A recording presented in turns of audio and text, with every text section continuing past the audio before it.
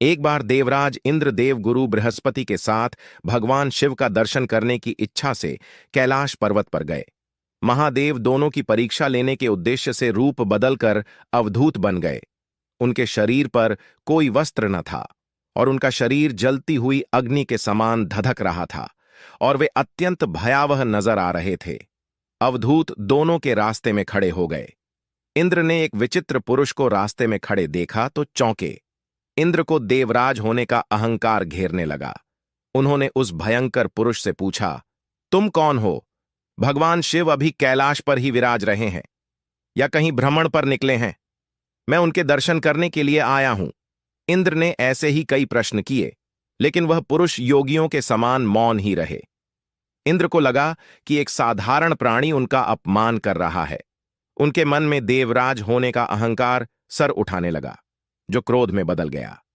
इंद्र ने कहा, मेरे बार बार अनुरोध करने पर भी तू कुछ न बोलकर मेरा अपमान कर रहा है। मैं तुझे अभी दंड देता हूं। ऐसा कहकर इंद्र ने अपना वज्र प्रहार करने के लिए उठा लिया। भगवान शिव ने वज्र को उसी समय स्तंभित कर दिया। इंद्र की भुजा अकड़ गई। भगवान अवधूत क्रोध से लाल हो गए। गुरु बृहस्पति उनके चेहरे पर आई क्रोध की ज्वाला को देखकर समझ गए कि ऐसा प्रचंड स्वरूप महादेव के अतिरिक्त अन्य किसी का नहीं हो सकता। बृहस्पति शिव स्तुति का पाठ करने लगे। उन्होंने इंद्र को भी महादेव के चरणों में लिटा दिया और बोले, प्रभु, इंद्र आपके चरणों में पड़े हैं। अब वे आपके शरणागत हैं। आपके ललाट से प्रकट अग्नि इन्हें जलाने को बढ़ रही है। आप शरणागतों की रक्षा करें। बृहस्पति ने विनती की, प्रभु, भक्तों पर आपकी कृपा सदा बरसती है।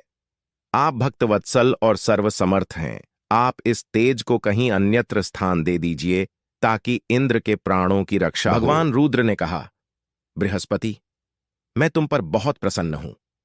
इंद्र को जीवन दान देने के कारण तुम्हारा एक नाम जीव भी होगा। मेरे तीसरे नेत्र से प्रकट इस अग्नि का ताप देवता भी सहन नहीं कर सकते, इसलिए मैं इसको बहुत दूर छोड़ूंगा। महादेव ने उस तेज को हाथ में धारण कर समुद्र में फेंक दिया। वहां फेंके जाते ही भगवान शिव का वह तेज तत्काल एक बालक के रूप में परिवर्तित हो गया। सिंधु से उद्भव होने के कारण उसका नाम सिंधुपुत्र जलंधर के रूप में प्रसिद्ध हुआ। जलंधर, जिसका एक नाम शंखचूड़ भी था, शिवजी के तेज से उत्पन्न हुआ था। इस कारण परम शक्तियों से संपन्न था। वह देवों से भी अधिक शक्तिवान था। वह उस तेज से उत्पन्न हुआ था जो इंद्र को समाप्त करने के लिए प्रकट हुआ था, इसलिए असुरों ने उसे अपना राजा बनाया। अवधूत रूप में यह लीला करने के बाद महादेव अंतर्ध्यान हो गए। इंद्र के गर्व का भंजन भी हुआ और भगवान के दर्शन भी हो गए। तुलसी से जुड़ी एक कथा बहुत अधिक प्रचलित है। श्रीमद् देवी भागवत पुराण में इनके अवतरण की दिव्य लीला कथा भी बताई गई है। एक बार भगवान शिव ने अपने तेज को समुद्र में फेंक दिया था, जिससे एक महातेजस्वी बालक ने जन्म लिया। वही बालक आगे चलकर जालंधर के नाम से पराक्रमी दैत्य सम्राट बना। इसकी राजधानी का नाम जालंधर नगरी था। दैत्यराज कालनेमी की कन्या वृंदा का विवाह जालंधर के साथ हुआ। जालंधर महाराक्षस था। अपनी सत्ता के मद में चूर उसने माता लक्ष्मी को पाने की कामना से युद्ध किया, परंतु समुद्र से ही उत्पन्न होने के कारण माता लक्ष्मी ने उसे अपने भाई के रूप में ही स्वीकार किया। वहां से परास्त होकर वह देवी पार्वती को पाने की लालसा से कैलाश पर्वत पर गया। भगवान देवाधिदेव शिव का ही रूप धरकर वह माता पार्वती के समीप गया, परंतु मां ने अपने योग बल से उसे तुरंत पहचान लिया तथा वहां से अंतर्ध्यान हो गईं। देवी पार्वती ने क्रुद्ध होकर सारा वृतांत भगवान विष्णु को सुनाया। जालंधर की पत्नी वृंदा अत्यंत पतिव्रता स्त्री थी। उसी के पतिव्रत धर्म की शक्ति से ही जालंधर न तो मारा जाता था और न ही पराजित होता था। इसीलिए जालंधर का नाश करने के लिए वृंदा के पतिव्रत धर्म को भंग करना अत्यंत आवश्यक था। इसी कारण भगवान विष्णु आर्षि का वेश धारण कर वन में जा पहुंचे, जहां वृंदा अकेली भ्रमण कर रही थीं। भगवान के साथ दो मायावी राक्षस भी थे, जिन्हें देखकर वृंदा भयभीत हो गईं। अर्षि ने वृंदा के सामने पल में दोनों को भस्म कर दिया। उनकी शक्ति देखकर वृंदा ने कैलाश पर्वत पर महादेव के साथ युद्ध कर रहे अपने पति जालंधर के बारे में पूछा। ऋषि ने अपने मायाजाल से दो वानर प्रकट किए। एक वानर के हाथ में जालंधर का सिर था, तथा दूसरे के हाथ में उसका धड़।